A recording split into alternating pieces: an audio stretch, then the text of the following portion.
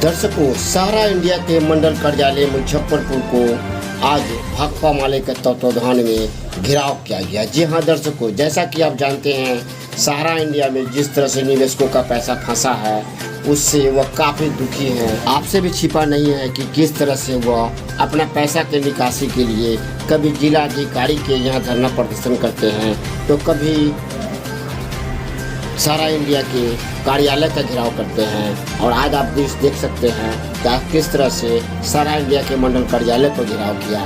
इस दौरान सड़क जाम भी हो गया क्योंकि व्यवस्था नहीं होने के कारण जो भी जुलूस में शामिल थे निवेशकों, उस सभी निवेशकों ने थक हार कर इस गर्मी के मौसम में रोड पर ही बैठ गए, जिसके परिणाम स्वरूप सड़क जाम हो गया। जबकि भाकपा माले नेता का कहना है कि सड़क जाम करने का मेरा कोई उद्देश्य नहीं था, परंतु प्रदर्शनकारी थक गए थे जिसके कारण से वो रोड पर बैठ गए।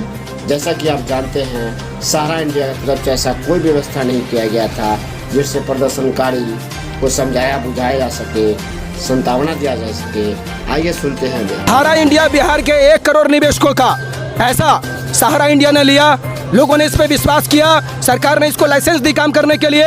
उसके लाइसेंस के आलोक में बिहार के गरीबों ने सहारा इंडिया को पैसा दिया और जब जिनको पैसा वापसी के बात हुई तो उस समय सहारा इंडिया ने पैसे को बिना कस्टमर के सहमति से पैसे को डाइवर्ट कर दिया, पैसे को डाइल्यूट कर दिया। और उसके बाद अब बार बार वो सुप्रीम कोर्ट में जाकर झूठ बोल रहे हैं, बार बार वो सुप्रीम कोर्ट को मिसगाइड करने का काम कर रहे हैं और कह रहे हैं कि हमने तमाम निवेशकों का पैसा लौटा दिया। और आप देखिए कि आज ये जितने लोग यहाँ पर आए हुए हैं, इन तमाम लोगों का सहारा इंडिया में पैसा है। हम लोग यहाँ पर इसी सवाल को लेकर आए कि आप पैसे के भुगतान कब शुरू करिएगा, आप इस बात की गारंटी करिए। ये तमाम लोग गरीबों ने पैसा बहुत मेहनत से, खून पसीने से पैसा लोगों ने जमा किया है और आप तमाशा कर रहे हैं। आपके पास जब लोग जा रहा है तो आप सेबी के पास भेज दे रहे हैं, सेबी के पास लोग जा रहा है तो सेबी कोर्ट के पास भेज दे रहा है। आम लोग कहाँ जाएंगे, आम लोग कहाँ जाएंगे? सरकार की जवाबदेही, पटना दिल्ली की सरकारों की भी जवाबदेही है कि बिहार के इन्वेस्टर का पैसा है, ये इन पैसों की सुरक्षित वापसी कैसे होगी, इस वापसी पर वो सरकारें बात करें। लेकिन देख रहे हैं जब नीतीश जी के जनता दरबार में लोग जा रहे हैं तो नीतीश जी कह रहे हैं कि सहारा इंडिया में पैसा जमा करने के लिए कौन बोला था आपको, बताइए।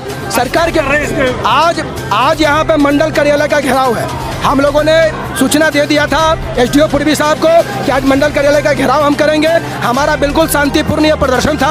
हम चाह रहे थे कि अंदर चूंकि इतना धूप है, गर्मी है और यहाँ पर सड़क जाम हो जाएगा, हम लोग अंदर में वहाँ पे जाते और अंदर जाके दरी बिछा के वहाँ पर बैठ जाते चुपचाप और वहाँ पर से वहाँ बात हो जाती। लेकिन आप लोगों ने देख लिया कि जिस तरीके से यहाँ पर व्यवस्था की गई है, अब हम लोग बात होकर खड़ा भी रहेंगे तो भी सड़क जाम हो जाएगा।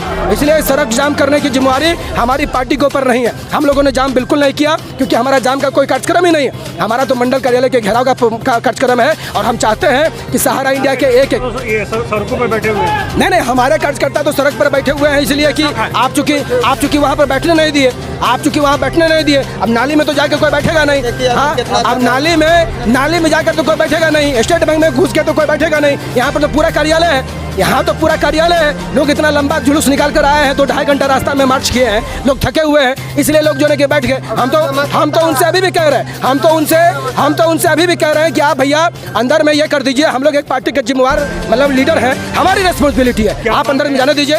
बस जमाकर्ता का पैसा दे दीजिए, जमाकर्ता का पैसा दे, और कोई मांग नहीं, जमाकर्ता का पैसा दे दीजिए, मामला खत्म हो जाए।